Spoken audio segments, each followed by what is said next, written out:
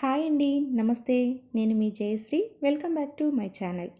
ఈరోజు మేము శ్రీశైలం వెళ్దాము అని సడన్గా అనుకున్నాము. అందరం కలిసి ఈవినింగ్ 5:30కి ఇంటి నుండి మా కార్లోనే స్టార్ట్ అయ్యాము. అంటే ఒక నైట్ అక్కడ నిద్ర చేసి డ్యామ్ చూసి వద్దాము అని ప్లాన్ చేసుకున్నాము.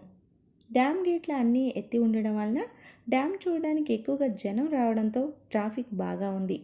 ఇంకా నిదానంగా వెళ్తూ డ్యామ్ అందాన్ని చూస్తూ నైట్ 11కి రూమ్కి చేరుకున్నాము. నెక్స్ట్ డే మార్నింగ్ ఎర్లీగా లేచి ఫ్రెష్ అయిపోయి దర్శనానికి వెళ్ళాము. 8కి దర్శనం కంప్లీట్ చేసుకొని టిఫిన్ తినేసి చిన్న షాపింగ్ చేసుకొని రూమ్కి వచ్చాము.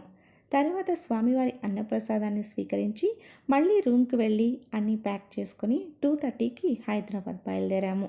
ఆ రోజు సండే కనుక నిదానంగా వస్తూ ఆ ఎత్తైన కొండలు పచ్చని చెట్ల మధ్యలో ఉన్న ఈ డ్యామ్ గేట్ల నుండి పాలలా దూకే ఈ నీళ్లను చూస్తుంటే మనసుకు ఎంతో ప్రశాంతంగా హాయిగా అనిపించింది. బహుశా నేను ఫస్ట్ టైం డ్యామ్ను చూడటం వల్లనేమో అంతగా వర్ణించలేకపోతున్నాను. మాటలు రావడం లేదు. ఎంతసేపు చూస్తున్నా తనివి తీరలేదు. కానీ అలానే ఉండిపోలేం కదా.